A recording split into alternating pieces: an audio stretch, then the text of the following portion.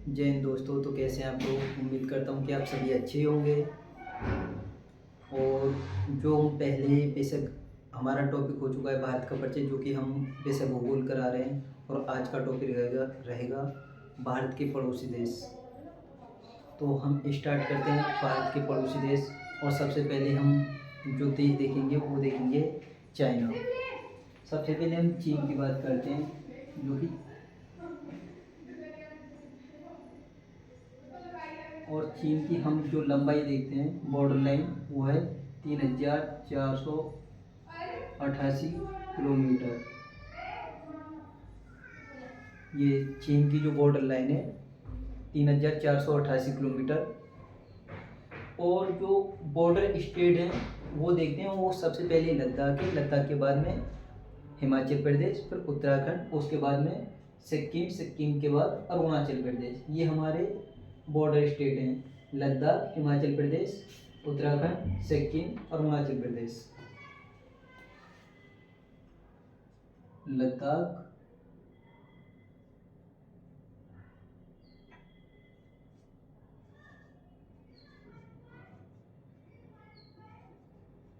लद्दाख, हिमाचल प्रदेश, उत्तराखंड, उसके बाद में सिक्किम,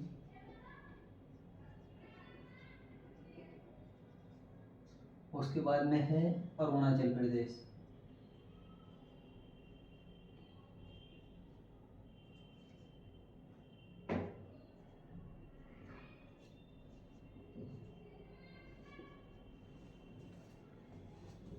लद्दाख, अरुणाचल, लद्दाख, हिमाचल प्रदेश, उत्तराखंड, सिक्किम, और ये यहाँ से रहेगा अरुणाचल प्रदेश। ये इनके बॉर्डर स्टेट हैं हमारे देश के। और चाइना की जो लंबाई है वो है 3488 किलोमीटर। अब हम इस बीच में देखते हैं तिब्बत को। सबसे पहले हम तिब्बत को देखते हैं कि तिब्बत पर चाइना जो कब्जा किया था वो कब किया था, कैसे किया था। ये तिब्बत पर सबसे पहले नेपाल ने अटैक किया था।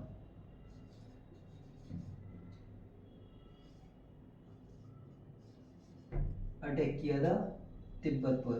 किसने? नेपाल ने। ये कब की बात है? 1906 की। उसी भी एक चाइना में शासक हुआ करता था जिसका नाम था माजू। माजू शासक हुआ करता था।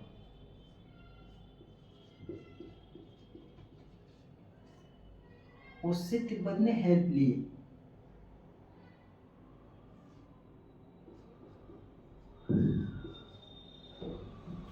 माजू शासक ने तिब्बत पर जब हेल्प ली तो माजू शासक ने तिब्बत को बचाया नेपाल से 1906 में। उसी समय माजू शासक ने तिब्बत पर अपना पूरा कब्जा कर लिया, पूरे तिब्बत पर। उसके बाद माजू शासक की मौत हो जाती है। यह होती है 1912 में। सही तरीके से देखते हैं तिब्बत, और ये यहाँ पर नेपाल है, और यहाँ चीन आ जाता है। अटैक किया और इससे हेल्प ले ली तिब्बत ने। अटैक किया था 1906 में। और जब चीन से उसी समय हेल्प ली थी 1906 में। और जिससे हेल्प ली थी, जो चाइना में शासक हुआ करता था, उसका नाम था माजू शासक। चाइना का जो शासक था माजू शासक,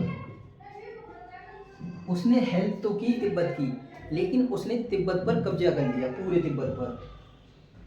उसके बाद में 1912 में माजू शासक की मृत्यु हो जाती है।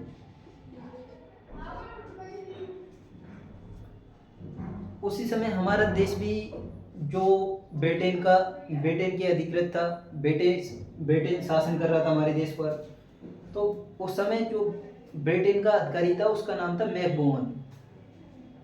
मैकमोहन अधिकारी था, उसने समझौता कराया, एक शिमला समझौता। किसके बीच?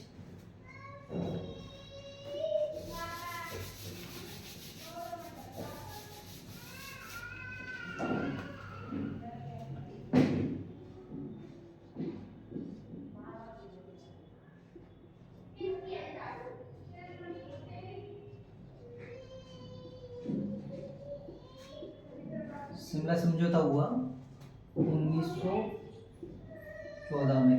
किसने कराया? मैकमोहन ने, जो कि एक अधिकारी हुआ करता था ब्रिटिश राज का। जब और उसने किसके बीच समझौता कराया? चीन और तिब्बत।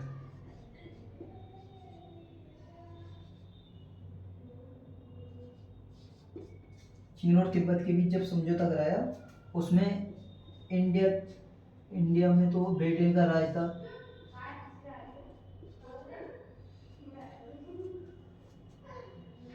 जो ये पहले जो आज मैकमोहन रेखा जो चाइना और इंडिया के बीच में है, मैकमोहन रेखा, वो पहले 1914 में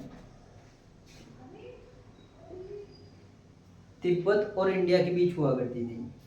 तो पहले क्या हुआ, जब चाइना का शासन था पूरे तिब्बत पर, चाइनीज शासन था पूरे तिब्बत पर,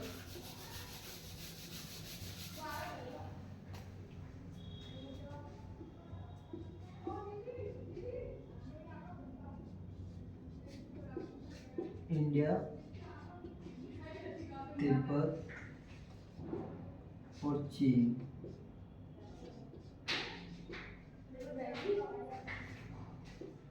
ये शिमला समझौता हुआ 1914 में। 1914 में शिमला समझौता हुआ किसके बीच? तिब्बत और चाइना के बीच। उसी समय तिब्बत दो भागों में बटा। आधा भाग मिला 1914 में चीन को, 1914 में, और आधा तिब्बत बचा। उसके बीच में जो बॉर्डर लाइन बनी मैकमोहन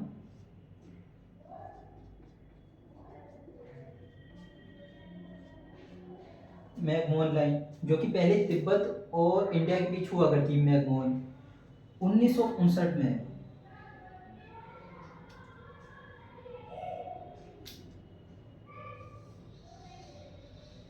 1959 में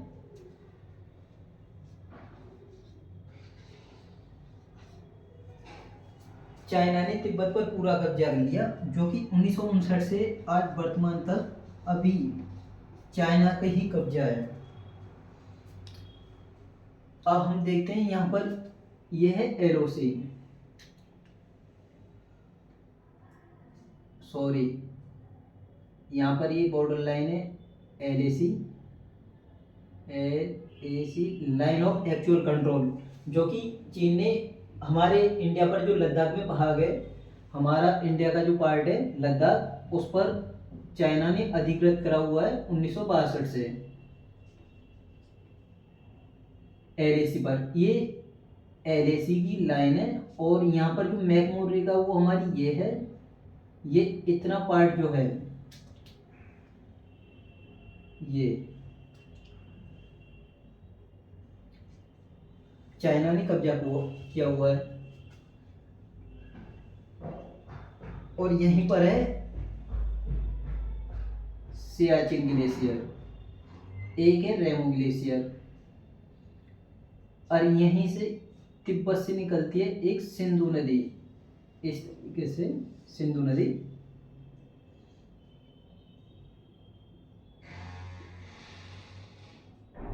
सिंधु नदी, और यहीं पर है गलवान वैली, और गलवान वैली से निकलती है गलवान नदी। इसमें एक जो रेमो ग्लेशियर से निकलती है श्योक नदी।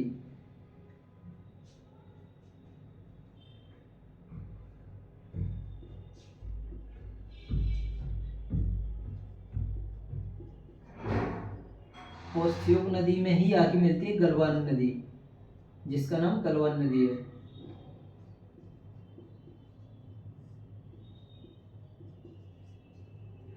और यह है सियाचिन ग्लेशियर, इससे निकलती है नुब्रा नदी।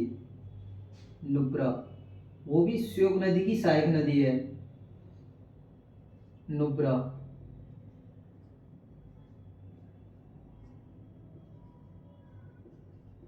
जो गलवान नदी है वो भी श्योक नदी की सहायक नदी है, और जो नुब्रा है वो भी श्योक नदी की सहायक है, और जो श्योक नदी है वो सिंधु नदी की सहायक नदी है।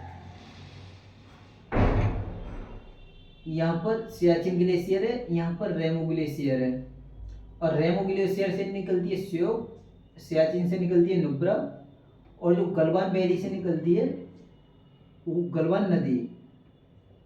और जो ये सिंधु नदी है ये तिब्बत से निकलती है, और हमारे लद्दाख में, लद्दाख से होते हुए कश्मीर में होते हुए, और ये पाकिस्तान में निकलती है।